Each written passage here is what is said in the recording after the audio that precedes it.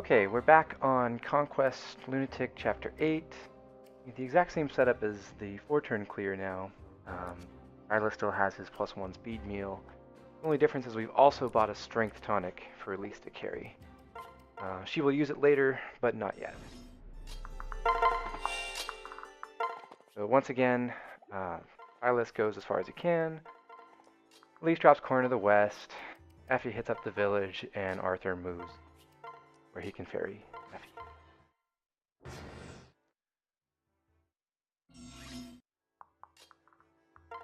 This is the exact same setup through the first couple turns as on the 4-turn clear. We're just going to use the an extra few turns to build supports and get extra experience for our unit.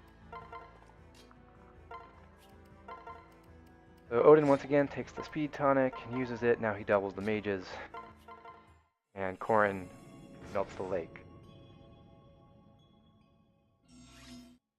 All 3 mages attack Odin. So Corrin joins Arthur, drops Arthur to the left here.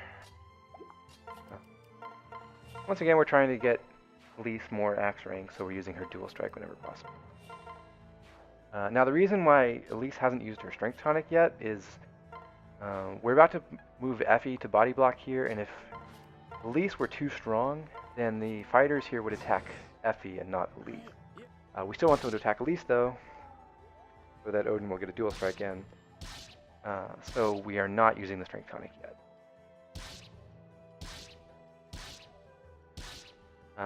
This fighter and Flora go after Arthur and Corrin respectively because they read lethal damage on crit. So now Elise finally uses her Strength Tonic. Odin passes Niles off to Effie and uses Elise's dual strike to kill this fighter. Could use Corrin's as well. You don't want to rely on Elise's accuracy. Odin levels up here. For this particular strategy, he needs to hit both magic and speed. There are backups that would also work if he doesn't hit that growth. But this way I can feed more experience to other units like Arthur, Effie, and Niles. The reason the mag and speed are important is because they will let Odin one-round the enemy mages with Elise's dual strike. So now we're doing some different stuff here. Corrin's heading up the bottom village. Niles used Arthur's dual strike to kill the fighter there, and then we're going to have Arthur kill Flora. And now, since we have extra turns to play with, we don't need to send Silas to the boss immediately, so he gets the other village.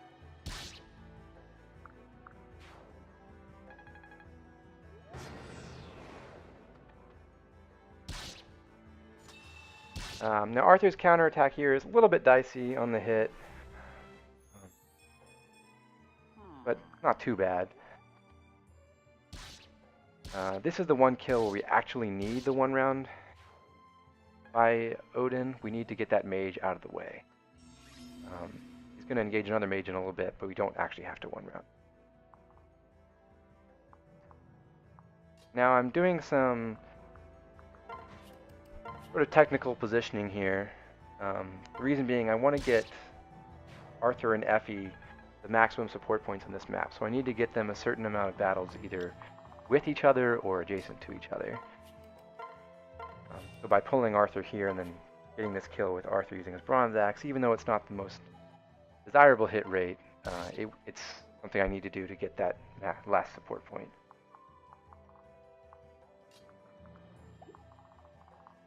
Now this mage here is in a really nice spot for us. Elise is going to wait here, and then Felicia, who's been at full health this whole time, is going to weaken this fighter using Elise's support.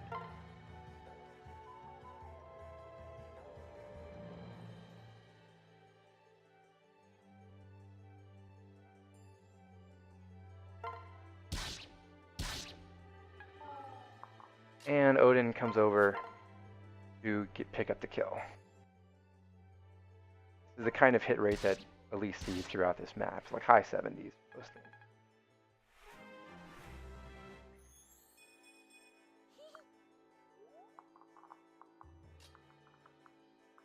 We have to move Corrin up to catch up with the rest of the group in a second, and Silas hits here to draw the extra fighter, move him down, and he sneaks in some practice with his lance as well. Now, it doesn't hurt for Odin to get this kill here, but it doesn't actually help either. If he were to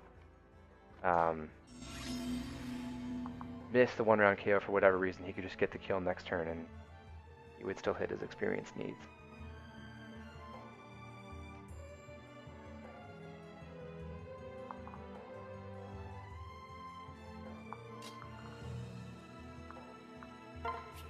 So here I'm trying to think about how to get Odin to the last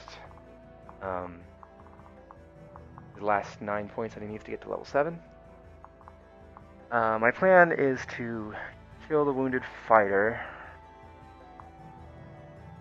with Arthur using Effie's support. So I'll move over and transfer Niles to her.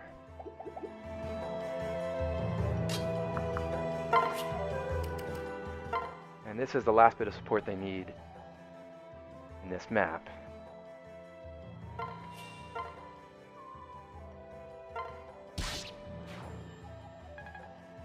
And then the idea was I would turn around, switch to Niles, pass Effie back, and then use Arthur's support to kill this last Lancer.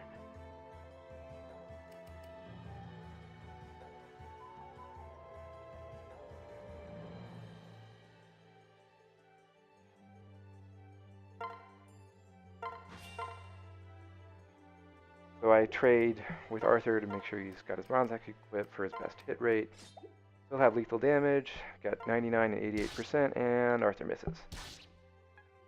Little unfortunate, but I still have Odin free, and Odin still needs his points, so I was going to fly Odin up to the north and just chip someone, but instead he's going to fly west and kill this Lancer.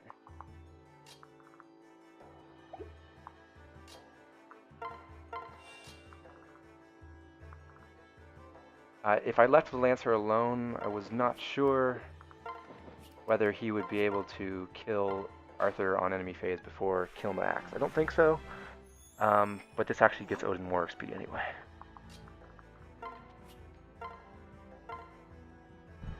Alicia heals Silas. Silas would have been below the survival threshold because of the damage he took from that fighter, so he would have had to heal himself in front of Kilma, but because Felicia's close enough, she can heal him instead. So now, once again, Silas just waits in front of Kilma. He's got enough damage. The Nosferatu goes off first, which doesn't heal Kilma. And the boss is dead, so that's the end of the map in 6 turns. We got Odin 2 levels this time. We also leveled up Elise and Arthur. And Felicia, for that matter.